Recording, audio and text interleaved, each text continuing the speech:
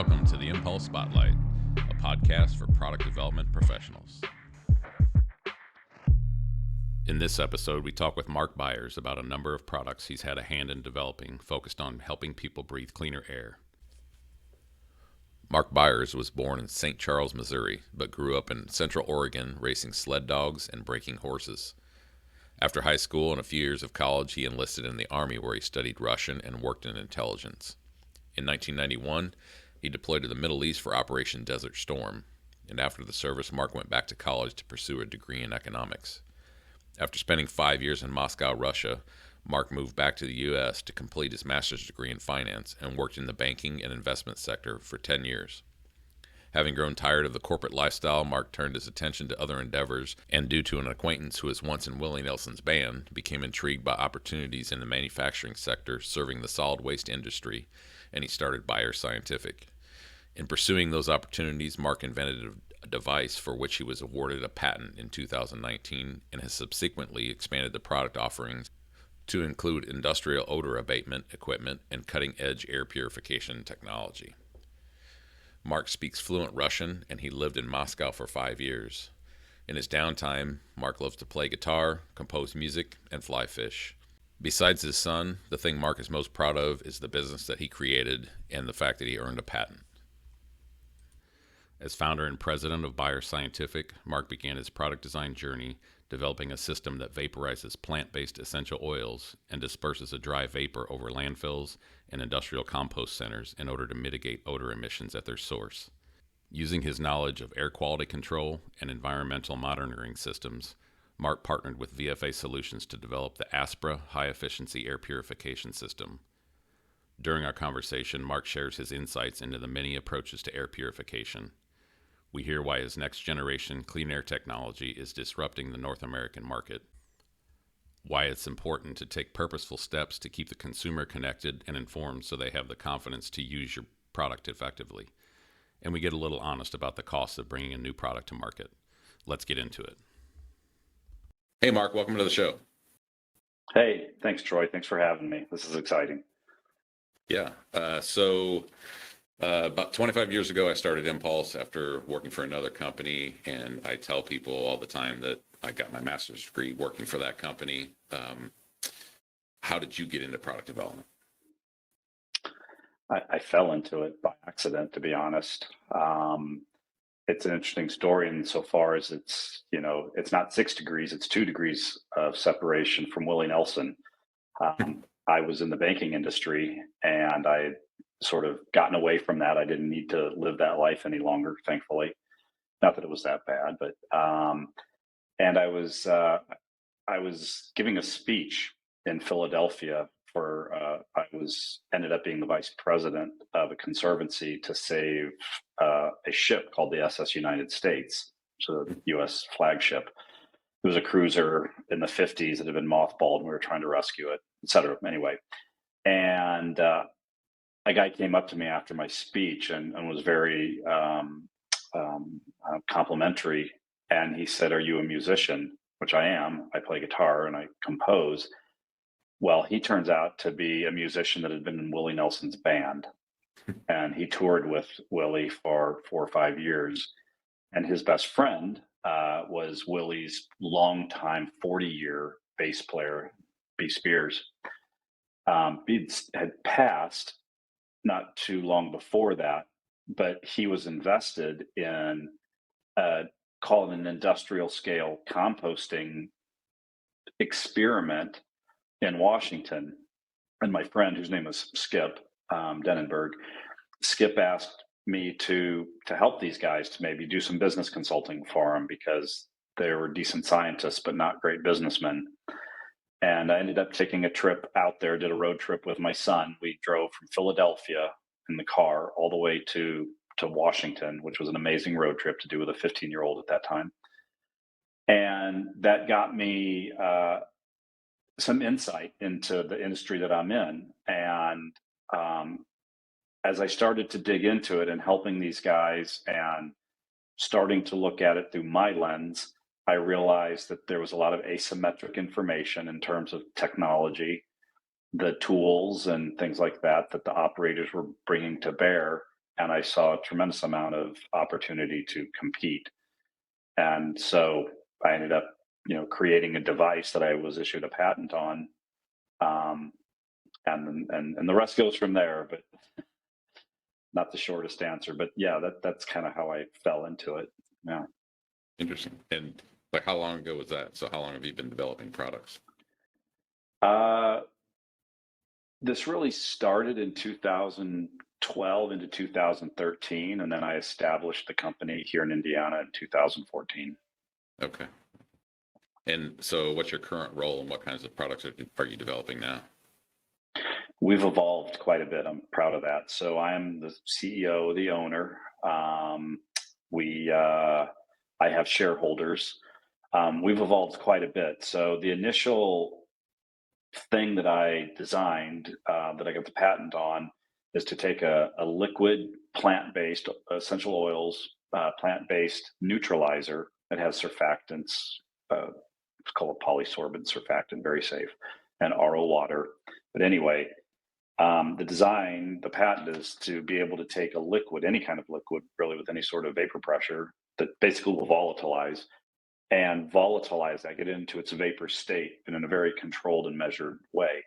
And so we use that in the landfill space, for instance. So we're putting out a dry vapor, we call it, into the atmosphere near the odor emission. So we're creating the conditions so that odorous gases leaving the landfill, leaving the workface, are immediately mixing with our neutralizer, and thereby that's active chemistry.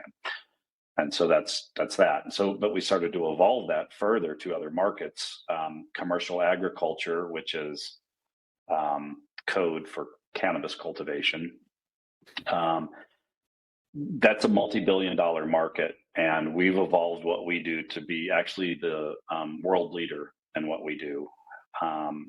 I've grown the company to include 2 PhD chemists. One is a globally recognized chemist, teaching professor at UC Irvine. The other is at UNC Chapel Hill. And, Dr. Gunther has created models that the EPA uses. And there's a lot of history there why I ended up with those two guys. But suffice to say, we were the first entity in the world to isolate and identify the chemical compound that makes cannabis smell like skunk. So when everyone says it smells like skunk cannabis, well, we can explain that why. And so we evolved our production to include, we call them molecular filtration devices. You would call them a carbon scrubber. But just like an air filter filters air, a carbon scrubber doesn't scrub carbon, right? So it's molecules is really the way to look at that. So anyway, also our equipment, whether it's the scrubbers or the other equipment, the vapor phase equipment, it is all SCADA IoT based. So we have our own app, and basically everything that we build that goes out the door, if we want it to, has its own website and can be controlled via phone or any connected device.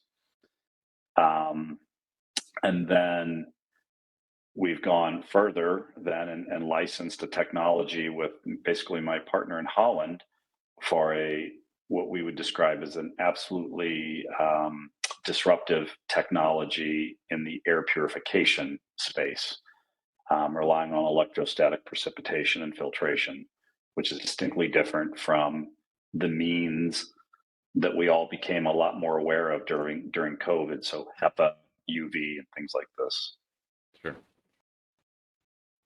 So is that the product you want to talk about today? Or is there another product you want to talk about today? I want to talk about all my stuff, but yeah. But yes, the air purification technology, it's fascinating. It's interesting. So our odor control equipment in the odor control space, unfortunately, you don't call Byers Scientific because you want to. The reality is because you need to. You have an odor problem, and for compliance reasons or other, you don't have a choice but to deal with it. So think about a landfill that's out in the middle of nowhere. They can stink to high heavens. They don't impact anyone, so they're not going to do anything. right? They don't Right. have any incentive to right. So that's always a compliance thing. And that's fine. We make a good living doing that, and we really make our customers good neighbors because we also have a strategic partnership with a company that we do environmental monitoring with, so we can actually do a reverse trajectory and tell where an odor emission. If someone is standing at grid XYZ and says, "I smell this," we can take that geo and timestamp and do a reverse trajectory with our software and tell you where that odor came from. That's cool. It's a big deal. But anyway, we actually can help certain facilities use that cost to generate revenue, and that is by identifying potentially methane leaks that are beyond the scope of what they realize is happening, which is a big topic right now. And so using this technology, we can identify dollars that are literally going up into the air. Well, figuratively going up into the air, because otherwise would be captured. But no, the air pure, and let me step back and say, odors are in a gas state. And so that's one bit of technology. The ASPRA, it's ASPRA, that's an old Greek word for mountain air. That's our air purification technology. And that deals with particulate matter. And it's disruptive in the sense that we can achieve the removal efficiency of these same technologies that we became more aware of, like I said, UV and HEPA and MERV filters and things like this. We can meet and exceed their removal efficiency, but while decreasing energy consumption at the same time. Very interesting. So I don't know if you want to focus on just one specific product or talk about a few, but tell us a little bit more about a product or a few products. Sure. Like some of the key features, innovations. Yeah, well, so the ASPRA, the air purification technology, it really is, it's interesting. It's fun to talk about because I guess I didn't really finish the point there I was starting to make a minute ago, that if you call us, we're a cost center, right? We're solving a problem, but it's not necessarily revenue generating. The air purification is another story because we start to see examples, data driven, where you can start to quantify reduced downtime by employees, even by increased indoor air quality. And so, yeah. So I think it's fair to say that during COVID, we all got a bit of an education, at least the nomenclature of air purification. And there's snake oil salesmen out there like mad, that's for sure. But the most common thing that we're used to is a pleat filter, like you would put in your furnace, right? And that would be capturing particulate matter, or UV. And we all heard about the UV spectrum and and shining a light in our eyes or some craziness to kill viruses. And so, for instance, both of those technologies, when we compare that to electrostatic precipitation, you start to see weaknesses in those others. For instance, if you use a pleat filter, right, which we're all familiar with, and you buy them at Home Depot or whatever, you got your furnace 25 by 25, it's an inch thick or whatever. Well, they rate those.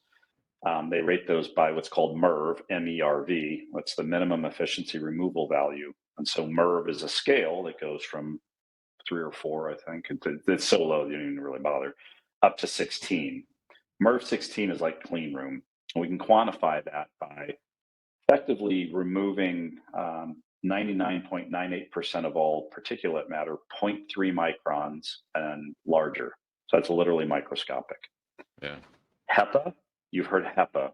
HEPA Right. means high efficiency particulate, and then the A is air filter. HEPA is just another standard, close to being the same thing. They're really more or less close. So if you're using a pleat filter to try and filter air, then you can imagine that you've got a blower that's either sucking or pushing air through this medium and this pleat filter. When they're MERV 16, that means it's a fiberglass weave that is so dense and thick as to capture microscopic materials. Then you can imagine the energy consumption it takes to push air through that. It has to be significant, right? So in that example, let's say we have ductwork and we're blowing air through and there's all kinds of nasty things in there and this filter is capturing them. Well, in this instance, it is capturing them, but it's not deactivating anything. The viruses are still alive. And they actually don't capture gases. Gases will still make their way through. That means odors would make their way through. But as we said, that is massive energy consumption, as well as static pressure drop is significant, right? So let's say we don't use the filter and instead we put in an array of UV lights. Well, the nice thing is, okay, we don't need the energy consumption from the fan, right? Because now we're just using a UV spectrum, but the UV doesn't remove aerosols. It doesn't capture any virus or bacteria. It can't even remove particulate matter. And it has no effect on gases. It does, of course, deactivate viruses, but it still has a high energy consumption because you traded the fan for a bunch of light bulbs. Oh, okay. Yep. Okay. So the combination of these two things maybe could be effective. What we have is just a much more elegant leveraging of science and electricity, which is called electrostatic precipitation. But it's closed, a closed system, and that's what's significant. Electrostatic has been around for a while, electrostatic precipitation. But the technology that my partner developed in Holland and has patents on this, essentially in the same environment, but now what we create in a duct, for instance, but what we create in there is an electrostatic field. So 20,000 volts and amps, opposite direction, you have a microamp environment. The unique thing is the way you kind of call it tuned, is it is only a positive charge. And so everything that's coming through, everything being all the particulate matter can be defined as smoke, pollen, virus, bacteria, dust. All these things are PM. When we think about air pollution and you see the EPA's guidelines, they focus on 2.5, PM 2.5. You can kind of Google that. 2.5 is what the EPA acknowledges as a particle size small enough to make it past that we can ingest and get past our natural defenses. Okay. So that's what we focus on, that and smaller. So anyway, imagine all these. There's a whole variety of these things that are in our example. There's someone threw a cigarette in the duct, and there's smoke, and there's pollen, and there's virus, and there's bacteria. All of that has an innate charge, an inherent charge. All those particles, some may be negative, some may be positive. Depends on the way they're built, so to speak. As they come through and exposed to this environment, they're being essentially blasted with exclusively a positive charge. So in the cylinder where we're doing this, in the ductwork,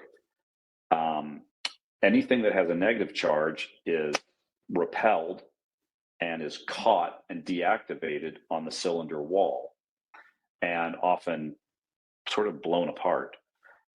Anything with a positive charge is clearly electrocuted. And an example of that would be bacteria. The membrane of a bacteria is often a positive charge. And so it is effectively electrocuted and just blown to pieces. And also gets really trapped on the cylinder wall, right? Mm-hmm. The key is it's been deactivated completely. Subsequent particles that flow through that have been deactivated and impacted are collected just a little bit downstream in what looks like a pleat filter. It's similar, but it's made of a charged material. And so again, it's relying on static. And so it gets caught, and it is a consumable. However, the static pressure drop is virtually nothing. And that's where we're able to flow through all this, polluted or tainted air, deactivate and trap any of the particulate matter, and flow clean air out the other end. And again, I'm saying at a MERV 16 level. The White House's directive right now, the benchmark is MERV 13. The ASHRAE standard is MERV 16. We've tested to MERV 16 by ISO. We achieved over MERV 13 on ASHRAE, and that was without a pre-filter. Oh, wow. Without a pre-filter. And I'll just tell you how efficient this is. So to achieve the ASHRAE standard, the device, you need to do an initial test and get your static pressure. Then they load for this particular test carbon dust, and it has some bits of cotton in it.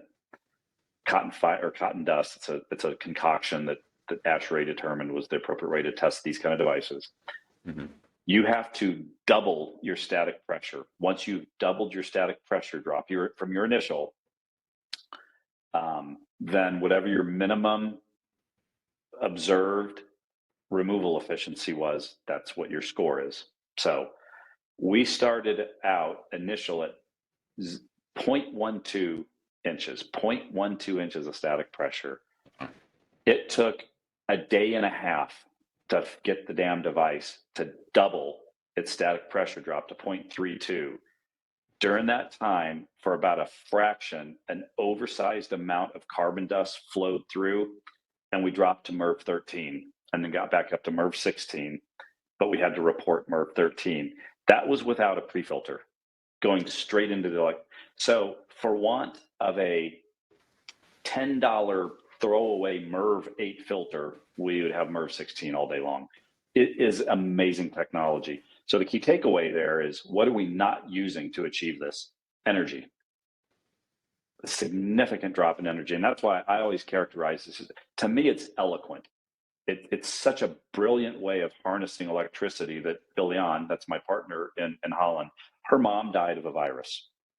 And so very early on in her career, she sought to take this. She's leveraging what we call the corona, nothing to do with coronavirus, but the corona with respect to electricity technology, and incubated it at Delft University in Holland.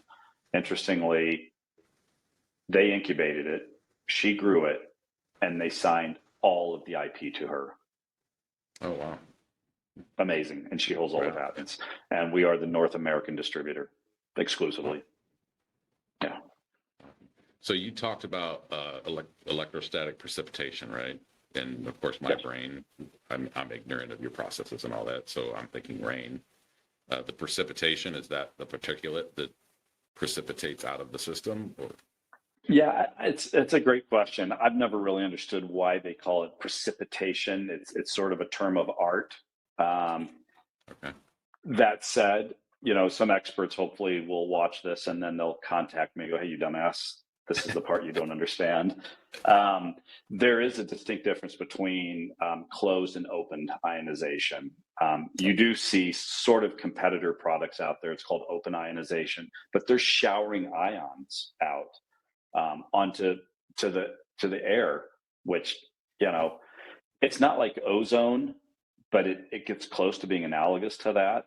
Okay. Meaning, what's your familiarity with ozone? It's in the sky. We've got a hole in it.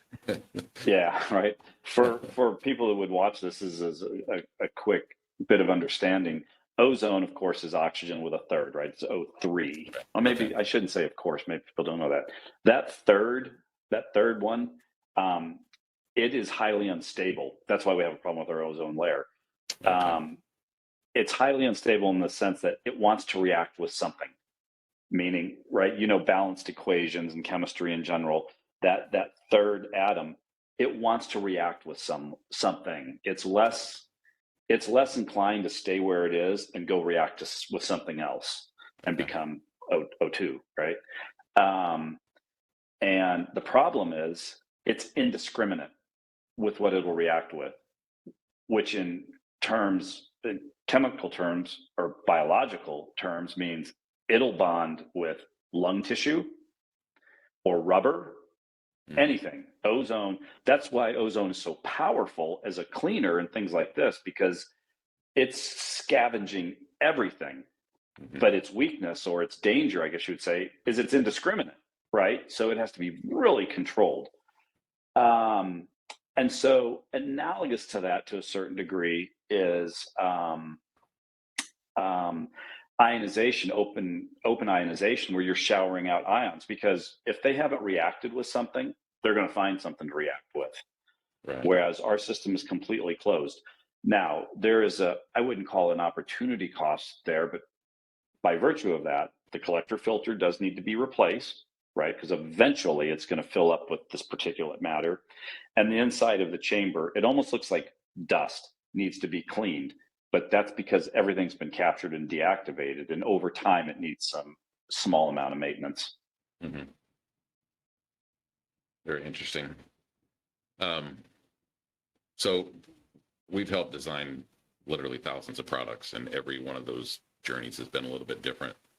Walk us through kind of the journey of you developing one of or several of your products. Like, where did they start from, and what were the steps involved getting them on the shelf? Yeah.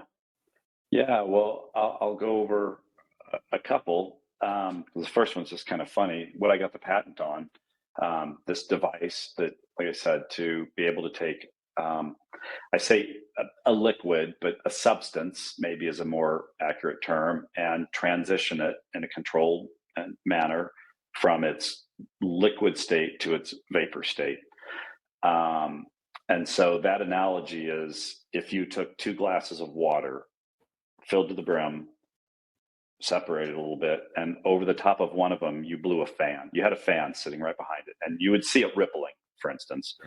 The fact is, all else equal, considering barometric pressure, et cetera, if you came back an hour, 2 hours later, the one is going to be lower. It's just right, because you've induced the volatilization. So I took that principle and refined it to be controlled and et cetera. To do that, well, certainly anyone that ever gets a patent, and you know this as a design professional, that you have to keep breaking it, right? And when it finally quits breaking, then you've kind of solved it. And so I came at this so many different angles, and I literally broke tanks open, and it was just frustrating, but you learn to embrace failure. And then I literally did have that light bulb aha moment, like, oh my God. And I think I probably jumped up and ran out to the shop and started, I was like, this is it. And then it just started unfolding and it came together. So that's kind of how that came together.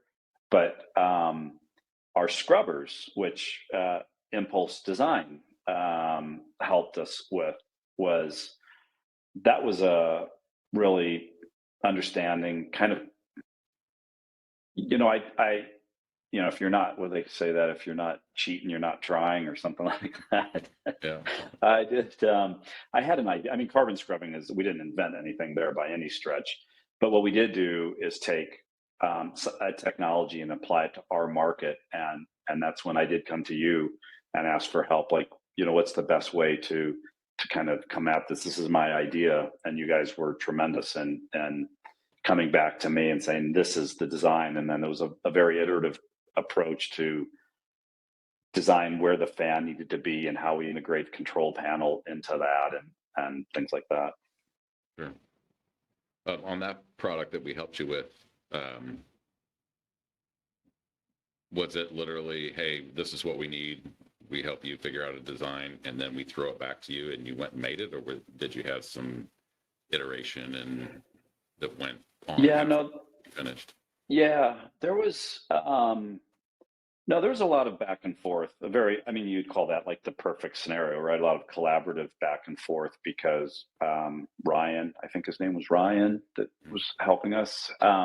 He couldn't fully understand what we know, and so of course he presented the case, and we looked at it and tweaked a little bit and sent it back. Say, can you do this?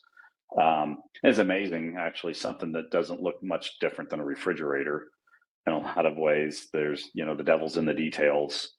Um, um, and especially with the production style that we initially started with, a lot of nuance to getting that right. And because of the material selection, as you're aware of, with, for instance, 80/20, you have to think in numerous steps ahead when working with that. And materials compatibility. That was a lesson learned as well. Sure. Tell us a little bit about your team. How many people are involved, and what are their different roles? And Yeah, we've I have really in the last year, really year and a half, I've actually contracted a lot. If that's the right word. Trying to really outsource more and almost start to lean away from being a quote manufacturing company to almost more of a sales and marketing company Mhm. that is selling and marketing the products that we design and build, but I'm having someone else build them. Um, I, this is not kind of a mean thing to say on one hand, but the worst possible thing an employer can have is employees. Just They're expensive. they're expensive, man. Everyone who has employees knows. And so, where I was a lot more aggressive early on and really bringing in people, now that we've refined a lot of things, now I'm trying to get lean, get rid of people, and we just run more efficient. So that said, I have my VP of sales, who's kind of my right hand man. But we wear a lot of hats. I have my chief operating officer is also we have our own in-house counsel, which makes me spoiled to have my own attorney, but I'm sure. he wears a lot of hats, and he's been with me from before day one. And then I have a couple of guys out in the shop, and I've got remote guys like out in California where we have a significant market. But yeah, literally everyone does a lot of work beyond the scope of what their sort of job description is. Oh, interesting. So, I guess with all the products Impulses help design, there's always some kind of challenge that comes up. Um, Looking back, like what's one of the biggest challenges you and your team have faced during the development of a product, and how did you solve it? Oh, yeah, interesting. That's more of a technical one. So SCADA, if someone who's not familiar with that term, it's SCADA, SCADA. So SCADA is just whenever you're um, locally capturing, it's supervisory control and data acquisition. That's what it stands for. And basically, anytime you have an interface, let's say on your computer, to operate or just observe something remote. Okay. So when I said earlier, as I started looking at the solid waste industry, I just thought the providers into that industry were so simple, and there was so much opportunity to bring technology to bear for the customers. Um, so, for instance, I remember early on, the guys similar to my industry were like, "Oh, you don't want the client to know anything about the machine." And I thought, no, just the opposite. I want them to be empowered to run the machine, um, and me as well, like remotely. And so I realized that, we need to have sensors and level sensors and flow sensors and measure this and measure that. And that needs to be in a control panel. And then I need to be able to not have to stand there at the machine, but I need to be at my computer 1,000 miles away and do this. And so I set out to create that with a team, electrical engineering team. And, that was our first attempt and it was successful, but just seeing so many wrecks. Right. um, and then the next iteration was, and that was kind of a closed architecture, meaning it wasn't IoT, Internet of Things, right? Where cloud based and all that kind of comes in. It just resided on our own server, sort of down the hall. Um, and so after a few years, I understood, well, the way this really needs to work is the customers need to be empowered. They need to have it on their phone. We need to have an app. And so we went down that road, and that's an expensive proposition. And, you don't do that yourself. That's like doing your own dental work. You Yeah. just, you, you got to work with the right shop. Um, so that's been, I mean, we've evolved it. It is highly effective now. It's a massive selling point for us. It's a differentiator for us. It's a massive value added, however, because it's a comfort level for our customers. But yeah, getting there again, that's one of those things that, be careful of not knowing what you don't know, because when you get into that realm, it gets expensive in a hurry, and all of a sudden people are speaking a language that you don't even come. I mean, virtual gates and things like this, and it's all cloud based and all this stuff, which is not somewhere that I'm fluent. So anyway. Yeah, I can't imagine developing something like that. That'd be, like you said, it's a whole different language. But interesting that you were talking about that and letting the customer have all, the app and the sensors and all that. And we're talking totally different scale, but we recently bought a 3D printer, and one of the guys that works for us works remotely in Colorado. And the simple fact that he can, from Colorado, print to the printer here in Indianapolis, he can get on, look at the app, see that it's printing correctly, see when it's done, see when it's cleared, so he can start another. I mean, stuff like that's, like you said, empowering the customer is, it's pretty amazing. It's efficient. We actually, it's funny you mentioned that. We 3D print a number of parts for some of our equipment. Yeah, for production. It's amazing. You can now actually, we don't do enough. I mean, obviously at some scale that would never work, but our throughput or our scale is enough that, we can 3D print for production. The materials have evolved enough. We work in SolidWorks like you do. And so of course we don't have to so much now because we've kind of built everything and now we're just kind of flowing along. And I've been too busy to really spend time on product design, new stuff, which is not good. But the upside, you prototype something, you go into SolidWorks, you draw it, get this idea, throw it on the 3D printer, try it, it breaks, doesn't fit, print another one. It's super empowering. And my new guy, who's a machinist, runs the water jet. We have a water jet, for instance, which, oh my God, this is so cool. We literally, cutting metal that thick if we want with water is fascinating. It's not really water. There's garnet in there. It's like liquid sandpaper almost. But anyway, he has a scanner, so we could take this part and scan it, and then take that scan and manipulate it, and then print it. A completely a derivation of this item, for instance, which is just. Yeah, it 3D, the 3D printing has become, I don't know how to explain it. I mean, it's just so much more than it used to be. Like more and more and more, I'm hearing clients saying, yeah, we're doing production with it, up to thousands a year. Obviously, like you said, you get up to a certain extent and you need to go to injection mold or some other process. But the lower We're at that crossroads right now. Yeah. We're at that exact crossroads right now. Part of our business model, not part of a significant aspect of our business model, whether it's the odor neutralizer or the scrubber, that machine that I said, takes the liquid to the vapor state. Mm-hmm. Well, that liquid that's consumable. That's a residual income for us. Okay. Same with the carbon. We don't just throw away the carbon cylinders. We open them, dump the carbon, refill them, and put them back in. Okay. So that's another residual income model. To do that, the cap of that cylinder sometimes gets broken. Mm. And we are 3D printing a model cap that we can, basically replace. Sure. And we're right at that crossroads. Like, how many of these can we print, or do we Yeah. just get 10,000 of them injected molded? So we're right there, literally dealing with that question. Yeah.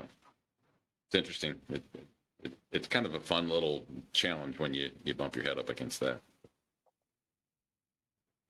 So as we start to wrap things up, I want to change gears just a little bit. See if I can get your thoughts on this.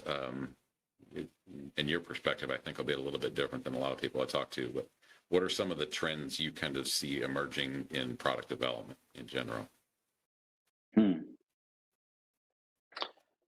Wow, interesting. I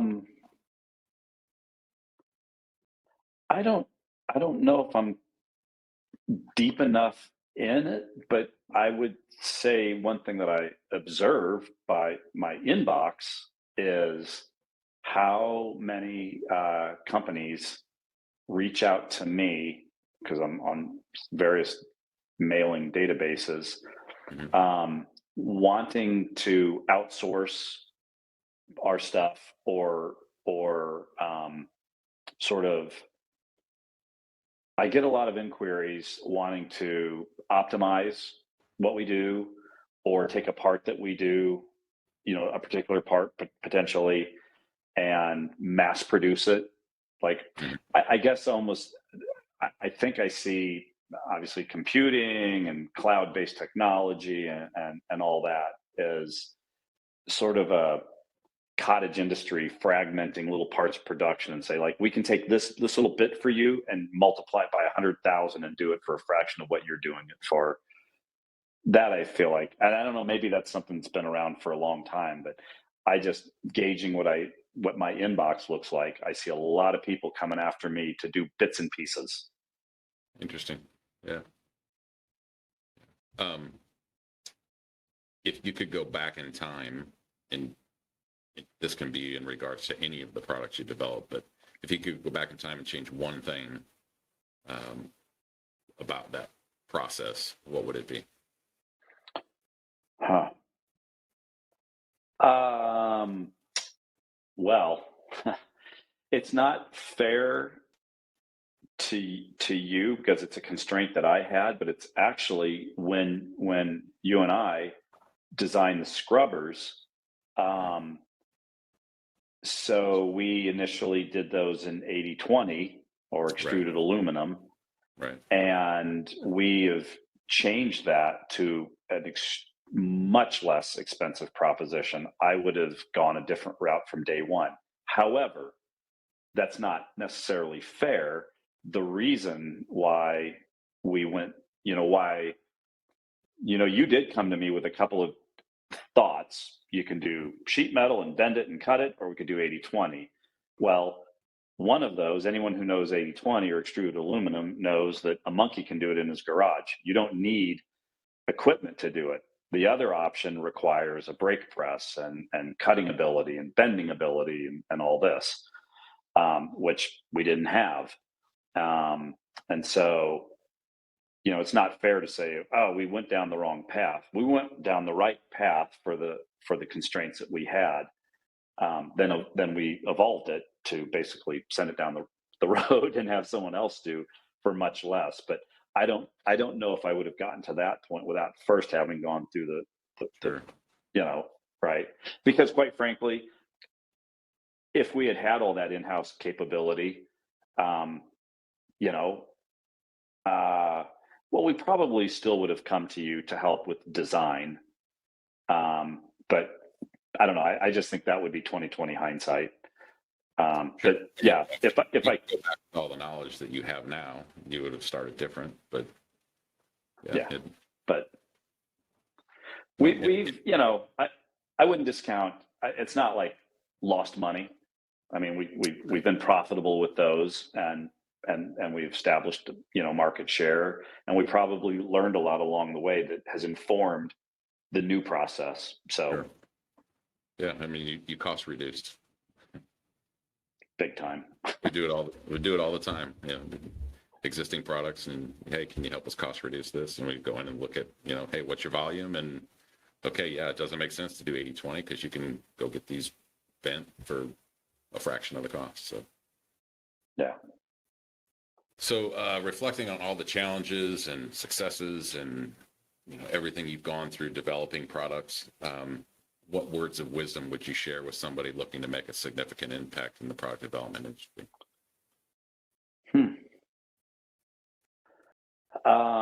Wow. I guess one thing would, I mean, this might be no kidding, but maybe easier overlooked than it seems. Just to be able to sleep at night, going into something, just be well capitalized. I know it sounds like a no-brainer on one hand, and it's a maybe a luxury that some people can't afford. But I'm certain that nothing motivates like a deadline. And so, and you could argue if you're, I don't want to call it overcapitalized, but if you're not sweating, then you may not get things developed and moving along as quickly as maybe you should because you don't have a gun to your head. Sure. But at the same time, being well capitalized gives you a posture, and just for me at least, to be able to breathe throughout the day, that I know I'm going to be able to design the best thing and get it fleshed out without having to race to market. Because what I think is a very fair statement is, if you don't have time to develop properly, then you risk beta testing with your customer. And that is at a minimum unethical. And because I've seen it, I've watched it, and it's a sore spot for me because I watched someone do it and potentially initially taking market share from me because he's just went to market. Mm-hmm. But his stuff failed, but it failed on the client's dime. Meanwhile, I'm spending, $150,000 of my own money just burning through it, not going to market, ensuring that we got it done right, and then going to market. So, no, I think those are wise words. You probably wouldn't be surprised, but you might be surprised with the number of people that come to us and say, hey, I want to develop this product. And one of the first things, if I'm just brutally honest, one of the first things I try to do is scare them away. You know, if they're an individual and they don't understand the product development process, I just start throwing big numbers out, because I've told people, like, if you can't afford us, you can't afford to develop a product, because we're, in the overall scheme of things, our cost is nothing. So, if you're scared of, whatever number I use, $5,000, $10,000, then just stop. You're wasting money and wasting your time. So, yeah, I think you're kind of saying the same thing I am, in the sense that you just have to have, I know it sounds like business 101, but you just have to have a really fleshed out plan and forecast and capitalize that and know your numbers. Ultimately, then you're going to develop the best product you can, I think. So awesome. But this has been great. There's always bootstrapping. Yeah. Sorry. Yeah. No, that's all right. So. Yeah. This has been great. Before we wrap up, is there anything else you want to mention in regards to any of your products or just product development in general? No, I mean, I would obviously invite anyone to visit Byers Scientific on the web. And, like I said, the general consumer is never going to come to our website. However, the air purification technology, it is worth looking at. It's fascinating. We're so proud of it. And I would encourage everyone to, at a minimum, go learn a little bit about the air that you breathe. We have a tagline, clean air is a basic human right. We learned through COVID the amount of misinformation that's out there is sickening. It's not fair, because it is misleading. Misleading information on odor control, big whoop, right? Meaning No one ever Interesting. died from an odor, Right. right? It's just a nuisance. This is another animal, right? And you can potentially put yourself in a harmful position by employing the wrong thing or the right thing incorrectly. And so I, we invested a lot in this website. We always wanted our website to be almost a tool. When we do video calls with customers or prospects, we often just do a Zoom call and use the website as a tool to be able to show things. And Yeah, very so I cool. would invite everyone to learn a little bit more about IAQ or indoor air quality than they might actually realize. And what's the actual website? Is it Byers Scientific, or is there a dash, or? It's Byers Scientific, but if you Okay. just type Byers Scientific, um, at the moment, we should come up number one. Well, I'll make sure I'll put that in the show notes too. So if anybody's watching, you can scroll down there and just click on your Thank you. website. That's great. Thank you. So awesome, Mark. I really appreciate you doing this, and I wish you the best of luck. Thank you, Troy. I appreciate you reaching out. And again, you've been a part of our growth. So it's cool. It's a great story. Thank you. To learn more about Impulse and how we might be able to help you, visit impulseproductdevelopment.com.